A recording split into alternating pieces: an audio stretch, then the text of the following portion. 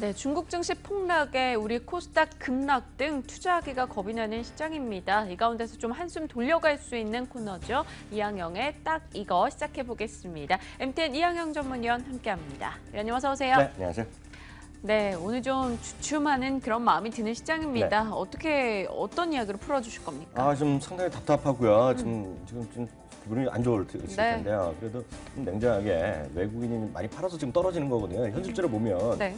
외국인의 자금이 왜 이렇게 빠지고 있는지 이번은 좀 본론적으로 다시 한번 검토하는 시간을 한번 마련해봤습니다. 네, 일단 오늘 코스피에 사는 외국인이 조금이나마 사주고 있는 모습 포착이 되지만 사실 7월과 8월 동안 외국인이 사줬던 것은 딱 7거래일 뿐이었습니다. 그만큼 계속적인 매도를 보였는데요. 그 규모가 어느 정도인지부터 한번 살펴보죠. 그러니까 두 달 연속 아주 대규모로 순매도하고 있는데요. 7월 한 달만 보더라도 2년여 만에 최대 2조 2천억을 주식을 팔았고요.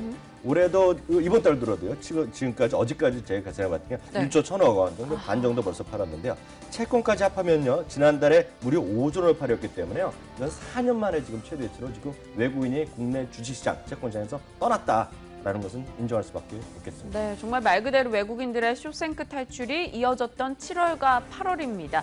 근데요, 외국인도 다 같은 외국인 아니잖아요. 뭐 미국인지, 유럽인지, 아시아 쪽인지 그 자금 행방도 알 수 있지 않나요? 네, 그거는 한 달에 한 번 정도 우리나라 금융당국에서 보름마다 이렇게 나오고 있는데요. 지난달 거 보면은요, 미국의 계좌는 1조 5천억 정지를 사면서요, 5개월 연속 순매수 1위 했고요. 그 밖에 이스라엘 자금이라든가요, 일본계 자금은 순매수로 좀 하는 반면에요. 상대적으로 판 쪽도 있습니다. 영국, 그리고 케이만 아일랜드, 독일, 싱가포르, 프랑스 이런 쪽에 팔았는데요.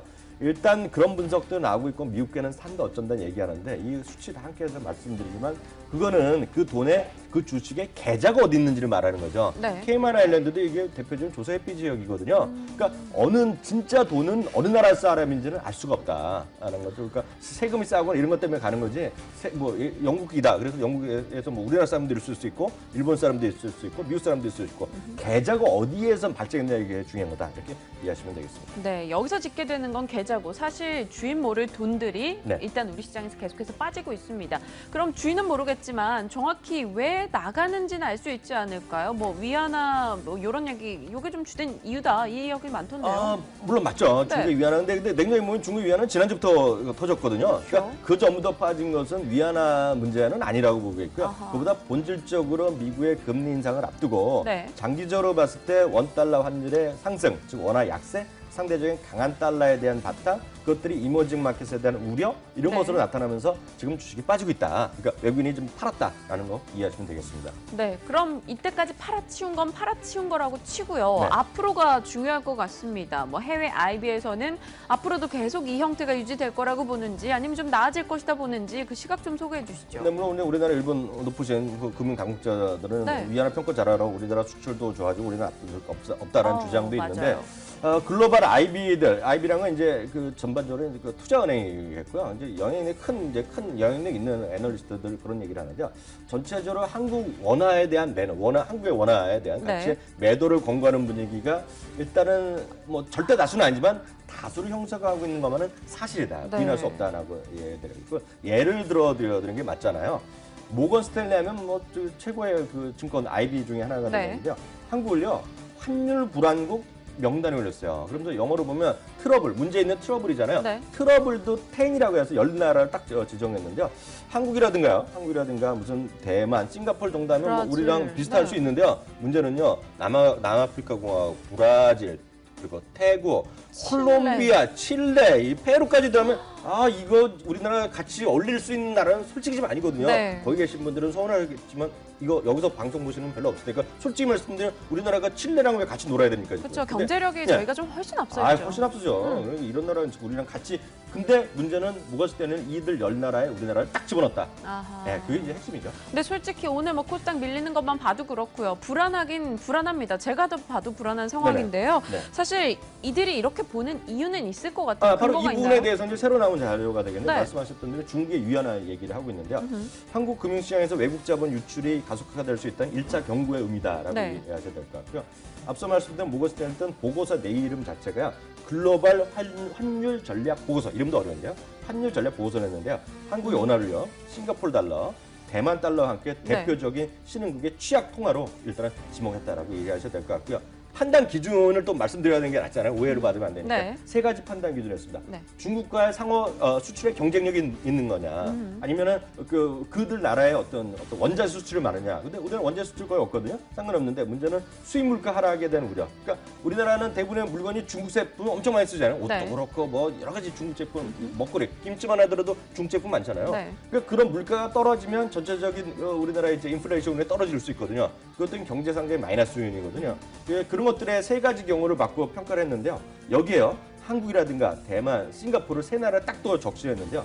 총 수출의 20%, 우리나라는 작년 30%거든요. 네. 총 수출의 20%, 국내 총 생산의 10% 이상이 이 세 나라가 해당되고 있다는 얘기하고 있기 때문에 중국의 의존도를 말하는 거죠? 그러니까, 네네. 그러니까 우리나라 정부 당국의 높은 분들의 의견과는 달리 중국의 위안화 약세가 우리 시장에는 악재로 여기는 것들이 다수다라고 이해하시면 됩니다. 사실 정부 측에서는 아직까지 위안화가 가치가 떨어지는 것에 대해서는 우리 시장에 긍정적일 수 있다라는 낙관론을 내놓고 있습니다. 하지만 뭐 저유가 때도 낙관론을 내놓다가 비관론으로 바꿨던 만큼 또 앞으로는 어떻게 될지 모르는 거고요. 네. 근데 이 모건 스탠리 얘기 하나 가지고는 설명이 부족해요. 좀 더 소개해 주시죠.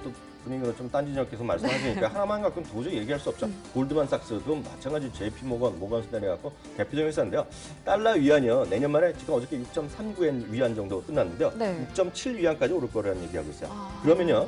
한국의 원화를 비롯해 대만 달러, 태국 바트화 등의 직접적인 하락 압력을 받을 것이다. 그러니까 한국의 원화 가치가 더 떨어질 가능성이 있다는 얘기하고 네. 있고요. 여기뿐만이 아닙니다. 옥스포드 이코노믹스에서 더 심각한 얘기하고 있는데요. 한국은요, 중국 경제에 대한 의존도가 높다는 얘기죠. 그만큼 중국 경기에 휘청거리면 네. 타격을 더 받을 수밖에 없다는 얘기하고 있고요.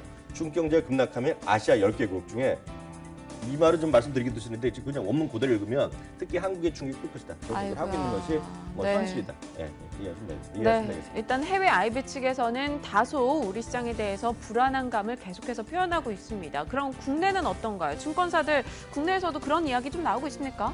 국내 증권사나 이런 기관들은 그 나쁜 얘기를 솔직히 안 합니다. 네. 그런데요, 유진투자증권이 조금 뭐랄까요, 나름 목소리를 냈나요? 예, 네. 용기 있는 목소리를 냈는데요. 위안화에 대한 위안화 달러의 환율을요, 아까 6.70 얘기했는데 여기는 6.80까지 가고 있을 것이다. 6.2까지 뭐 조만간 갈 수 있다라는 얘기를 하고 네. 있는데요. 위안화 평가 전환은 우리 일부의 기대와 달리 중국 매출 비중이 크거나 경쟁도를 봤을 때 얘기 나는 것은 IT, 철강, 기술금속, 기계조선, 자동차 요즘 올라가고 있는데 자동차들도 결국은 악재 인식하는 것이 맞다라는 생각을 유진증권도 하고 있네요. 네, 알겠습니다. 해외 IB 그리고 국내 증권사의 시각도 저희가 확인을 해봤습니다. 그렇다면 오늘은 솔직히 좀 탑픽 고르기가 어려우실 것 같아요. 없습니까? 뭐 오늘 좀 말씀드리기가 좀 어렵고요. 네. 실제로 보면 그렇게 제 의견이 아니라 그런 해외 다수의 IB 의견이 맞다라고 전제를 하고 네. 의견이 여러분 공조하신다면 답은 하나밖에 없습니다. 은행이나 가면 요즘 해외 표시 그 통장 많이 만들 수 있거든요. 달러 표시나 유로 표시 이런 게 살 수가 있거든요. 네. 그래서 달러 표시 자산을 사셔야 된다. 미국 채권 같은 거요? 그것이 네. 뭐 은행 예금만은 심심하다 그러면 주식이 됐건 채권이 됐건 적금이 됐건 해외 표시, 달러 표시에 대한 자산에 대한 선호도를 높일 수밖에 없고 한번에 해보시는 게 낫다는 생각을 갖고 있고요.